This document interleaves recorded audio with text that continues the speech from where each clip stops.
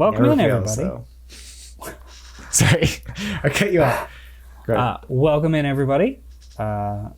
We're here today to discuss a movie that I had never seen before.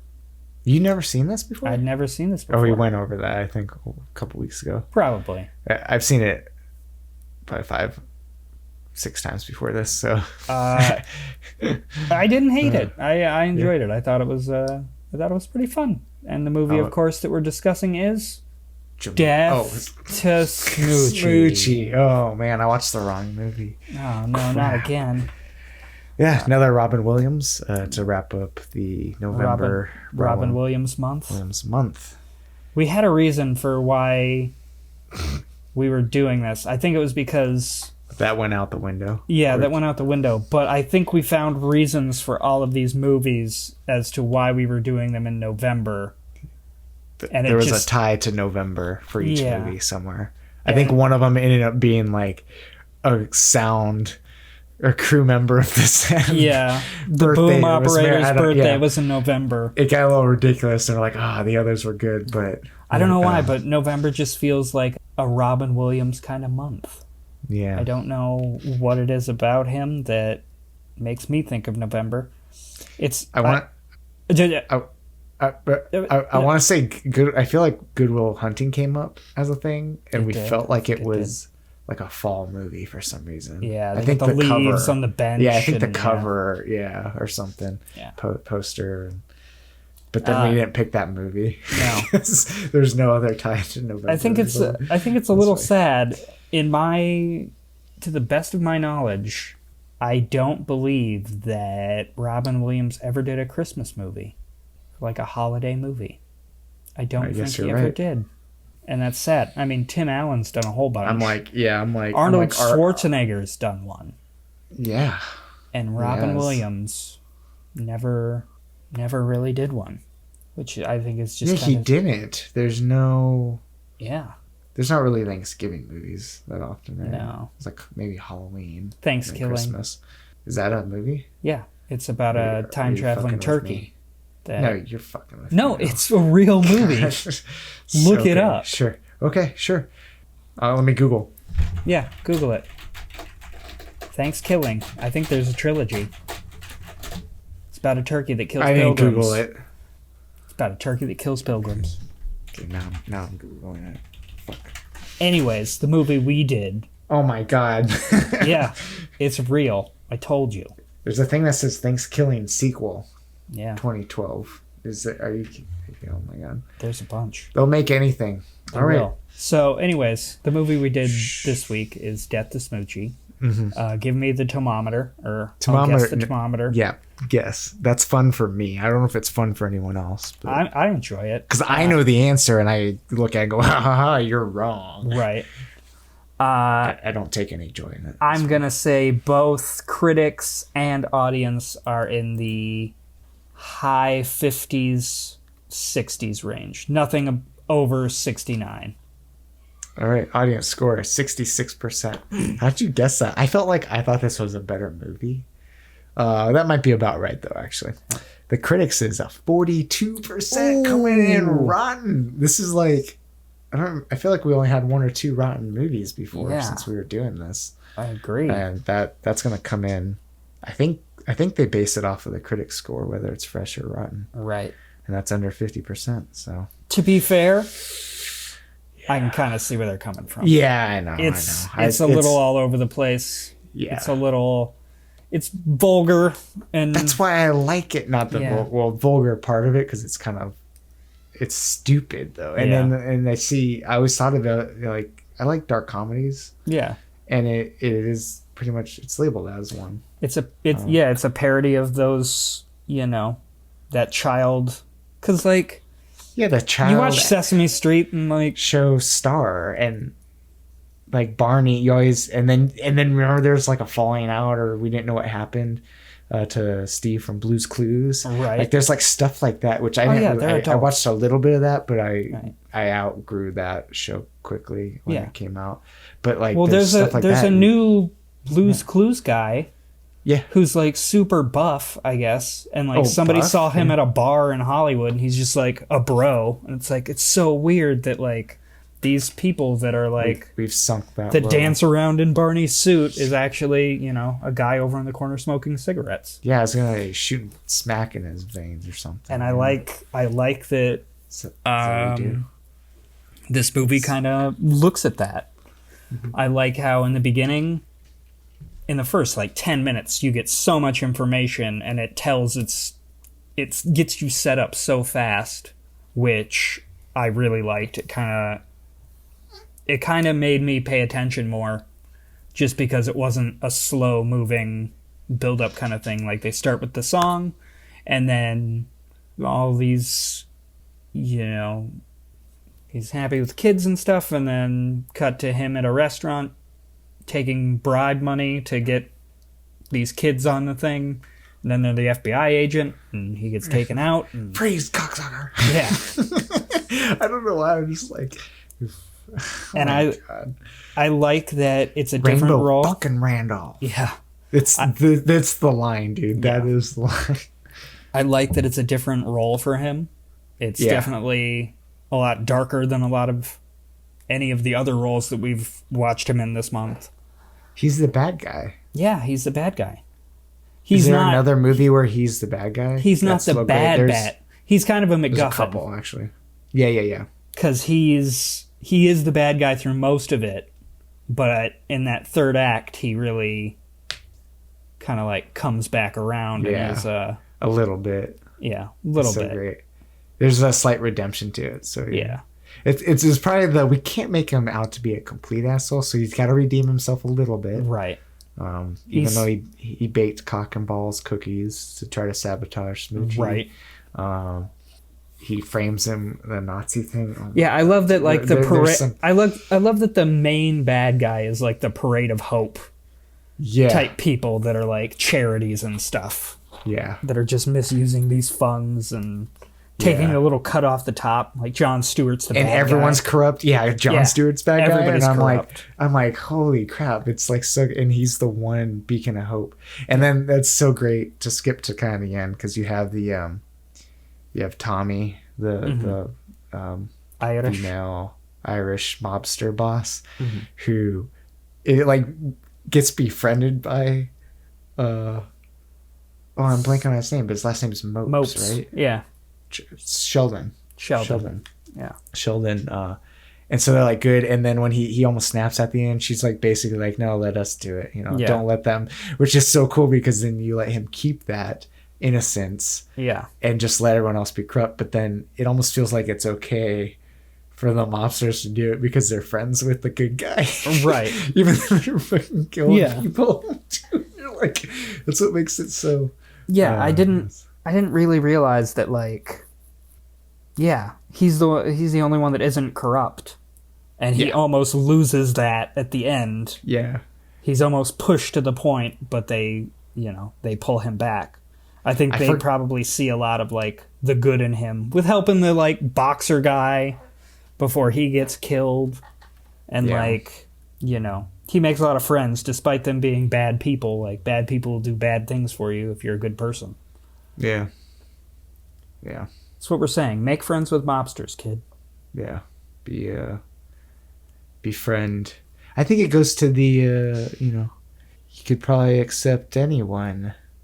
I don't know where I'm going with that. Yeah. Because that's pretty bad for if there's a chance to be redeemed. Because I'm trying to loop in the mobsters and Randolph in my head, that it's okay to be friends with them. I don't know. What was since it's kind of rated pretty low, what was your favorite part or moment, favorite thing in here, and what's your least favorite? Like, what's the worst that you're like, I could have done without? Let me see. Ooh, I don't know why I wasn't prepared for this question. I liked I thought the kind of neo-Nazi scandal was pretty funny. Like, I liked that it's so not to like I was trying to think of a similar movie, and the only one I can think of is Elf, where like he's such a happy, chipper, optimistic person that's just surrounded by all these negative people. Yeah.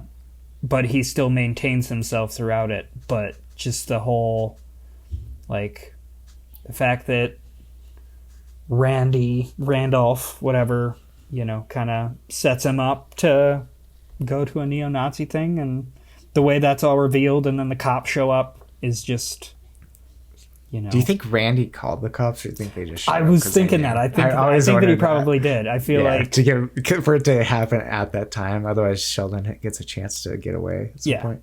He set up the meeting. He called the cops, or like joined the club to like find out where the meeting was going to be. And it's like, I can get you some entertainment. You know what's really funny? He's all like saying, later Sheldon's saying like it felt like a dream that he didn't know what was, and I feel like the same too. Like it came out of nowhere and then happened, and then all of a sudden his career's like ruined. And you're like, wait, what? Now he's like Randy, right? Is that where we're gonna go with this? And then he bounces back because Randy just lets it slip too. Right.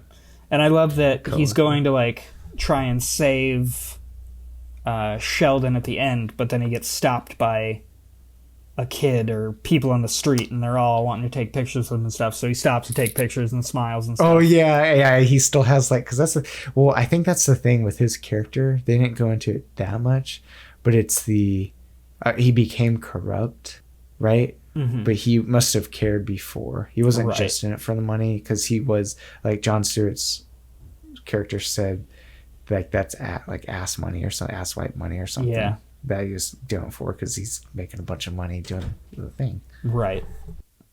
Yeah. There's a lot of elements to it that I didn't expect and I didn't really see coming. It was fun. Like it's definitely dark, but you know, it's got some heart to it. Sheldon's a genuinely good guy, and where, you know, it feels like a Disney movie on acid. Yeah. Or probably heroin, or coke or something. Yeah, maybe something like that. Because it's just rough in some parts, and like, yeah, it feels like a really fucked up Disney movie. I was thinking with Randy's character, just that like I think he likes the attention. It's the attention thing. Like he's lost the limelight, so he needs that. But he also cared about the kids at one point. So just to close up on that like moment that you pointed out of him still kind of posing with the kids, but then it adds humor because he's like rushing to save Sheldon. But then the smack addict falls asleep anyway. So it's just like the timing. You're like, oh, okay. Which also, since we for a previous episode did the birdcage, it's like felt kind of like that. There's like a moment of it feels like something that just happens. It's chaotic, but is almost like perfectly placed, like in a play, right? You know? Not the whole movie, but there's like a couple moments of that where like, well, that's kind of, but okay, yeah, yeah, for sure. I loved Smoochy playing to the drug addicts. Yeah. I can't remember what the song was. Something about smack. Yeah. But really enjoyed that. I like the Stepdad Song. Yeah, Stepdad. It was so good because I don't know. I always liked that even when I was younger, because I probably saw this when I was a teenager, right? Mm-hmm. And just thinking, well, that's kind of a nice message. And then, but the whole time, but what if they're abusive? And then he ends it with, but if your every touch, and it's all serious for a moment. You're like, oh, okay. Yeah. Oh, you know what else too? Another moment to point out is when I wasn't singing, but it's when he's does the howl. He lets out the howl, and then he has this like crazy look in his eye. Right. And you see Nora's face for a second, like, did he just snap a little? And because he's been going through all this stuff. Yeah. It's kind of foreshadowing. Yes. Yeah, exactly. Yeah. It's kind of going into that's what I mean. I'm like, I feel like it's kind of a good movie. It's just, it's because there's crude stuff in it, I think, that critics don't favor it. and it's not like it's not like a Titanic or something. It's not like a movie like that, but I've always had like kind of enjoyed this movie for some weird reason. I feel like, I don't really remember the marketing for it or anything, but I feel like it was one of those that could have been marketed poorly. And then, because, you've got Robin Williams, The Genie, Jumanji. I think this was like 2000 that this came out. It was 2002. 2002. And then, because I know, I think it was 99, or was it later? It was American History X for Edward Norton. Right. Being like a serious film, just because the Nazi thing. I was thinking, it's in Fight Club, or it was Fight Club 99. I don't know, man. Fight Club was 99, I think. Yeah. Okay. Yeah. So, yeah, I mean, he had a good string of kids movies before that. So then to have him thrown into like being that character, but then the dark side of that character. Yeah. I can see that turning critics off and audiences as well. Yeah. I could see, like, because Edward Norton's been in some weird roles that kind of is fitting, but playing the super good guy seemed weird to me. You know what I mean? So it was almost like they were switched. Yeah. Him being like a vegan, a soy boy. Yeah, soy boy. He was feels on par for him. Yeah. Gotta know. He seems it was off just enough where it suited him. But I could almost see it fitting a little better if you switched, like if Robin Williams, but knowing Robin Williams stand up, he was like vulgar with, so it's almost kind of fitting. It's just he was bad. Yeah. Like a bad guy. Same with like Bob Saget on Full House. Like it would be all about morals and good things, and then you go to see him at a comedy club and it's completely different. Shit. Yeah. So, I mean, people that make kids shows are adults and have adult lives and do adult things, and that's what this movie is about. And I really liked being able to kind of explore that dark side of kids things, because a lot of that stuff gets pretty fucked up. Yeah. And there was some, kind of pedophile guy in England in, I think, the 80s. Maybe it was earlier than that, but he was... They only found out about it all after his death, but, like, there's dark sides to everything. Yeah. And despite it being a dark movie, it's not that dark. It's a little dark, but only one rhino dies. It's not like Punch Drunk Love dark. Yeah. Because that one was a pretty dark one for me, from Adam Sandler being comedian, Yeah. This always felt like, well, there's a couple others that I've talked about with Robin Williams. Like 1 Hour Photo's kind of dark. Yeah. It's not like a dark comedy. Insomnia. Insomnia is pretty dark. There was the one I talked about. But yeah, as far as dark, because when I think comedy, though, he's been in some dramas that feel kind of dark. And I mean, this was directed by Danny DeVito. Oh yeah, it was. Okay. So I like seeing him in there because he's the bad guy technically. Yeah, he's a good dark comedy bad guy. Yeah. That's another thing, is I'm like just thinking about Danny DeVito acting with Robin Williams. Like here we were talking how Nathan Lane, or like had it been Steve Martin, Robin Williams in The Birdcage, it's just like I can't even imagine what, because they're just normal people to themselves, I'm sure, like knowing fame and whatnot, but to have that kind of well, I'm not thinking of the right word, but the two entities coming together and working together must have been like, I wonder what that dynamic was like, and only they and anyone on the set would really know. Yeah. It's just something that would be interesting to be able to see, but we won't, which also makes it kind of unique on its own. But that goes for anything in life. Yeah. Philosophy, Zach. Just kidding. So Jim Carrey was originally cast I could see. Well, he was which role? attached Either to role? Star, but then dropped out. Jon Stewart was cast when Hank Azaria dropped out, so it could have been a little birdcage. Oh, are you still looking at Birdcage, or are you looking at?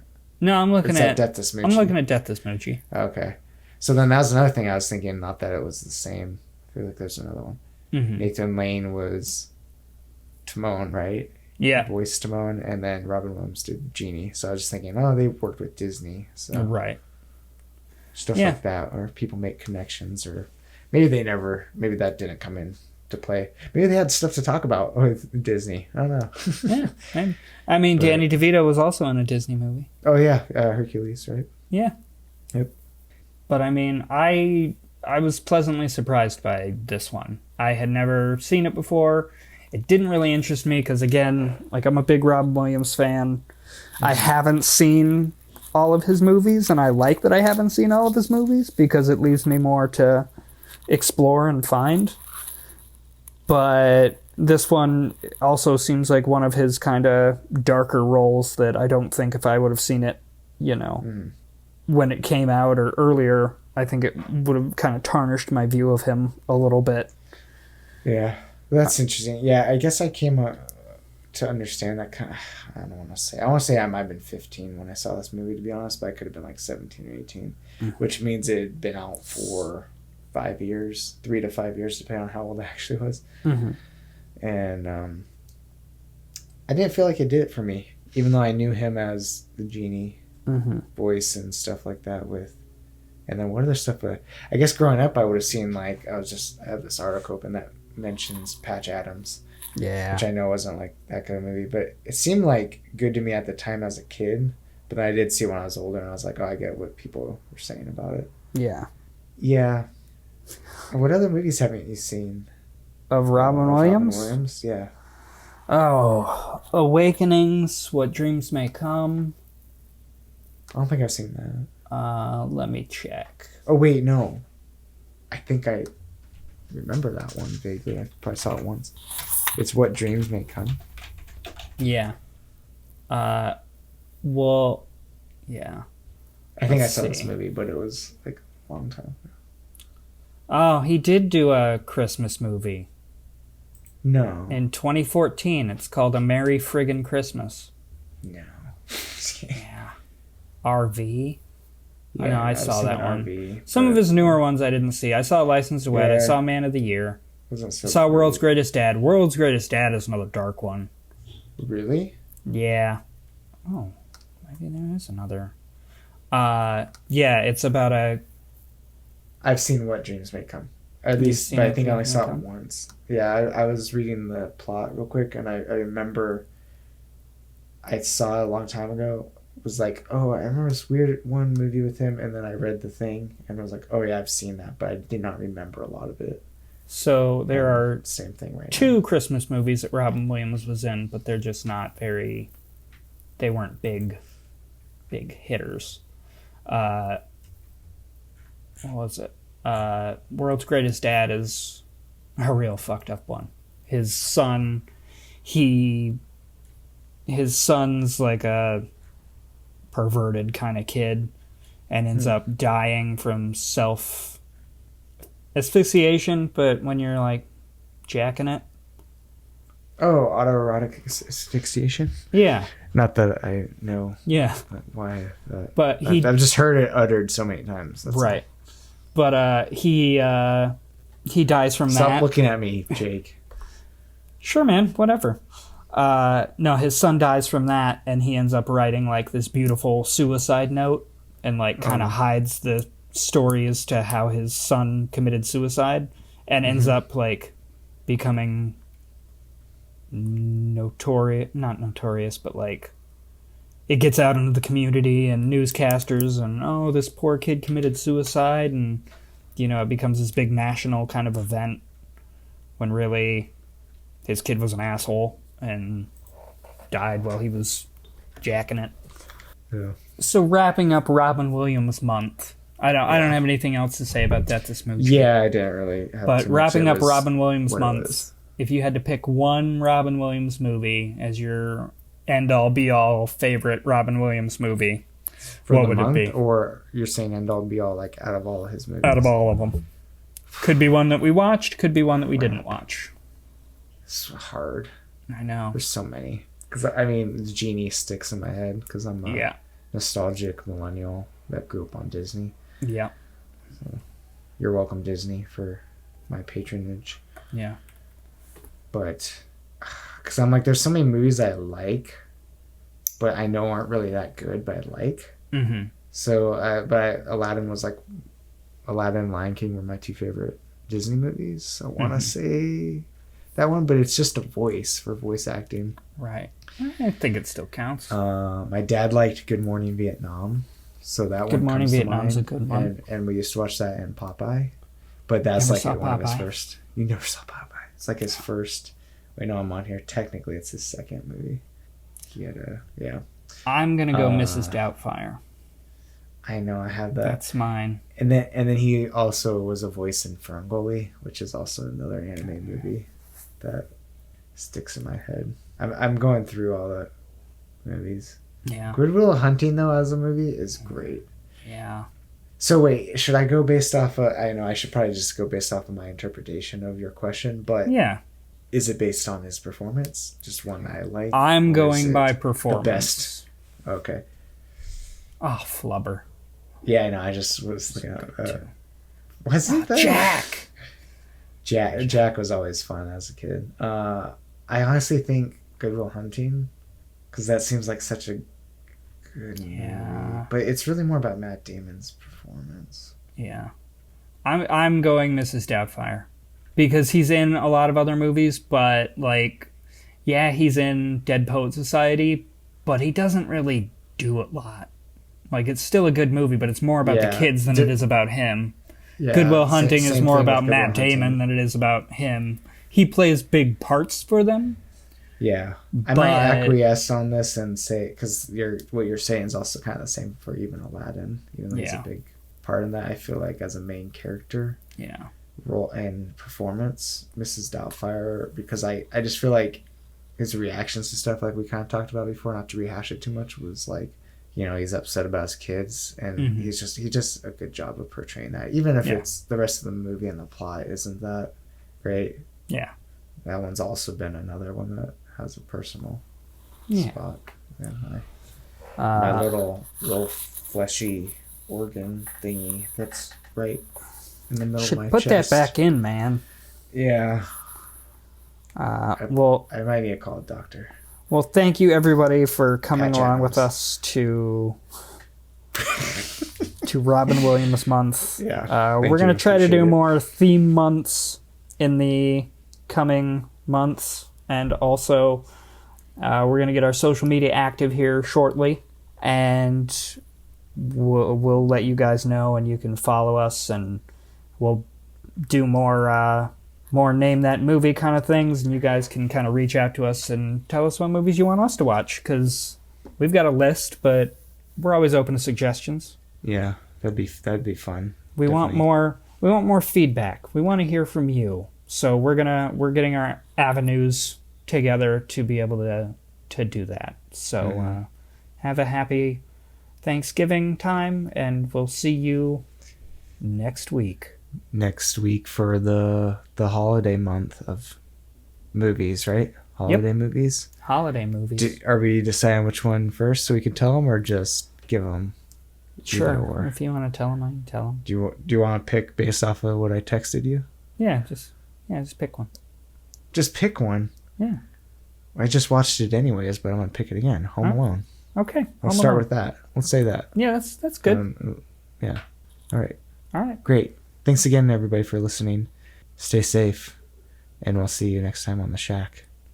Dun, dun, dun, dun, dun, I think that's how we should end it. We should always just do a little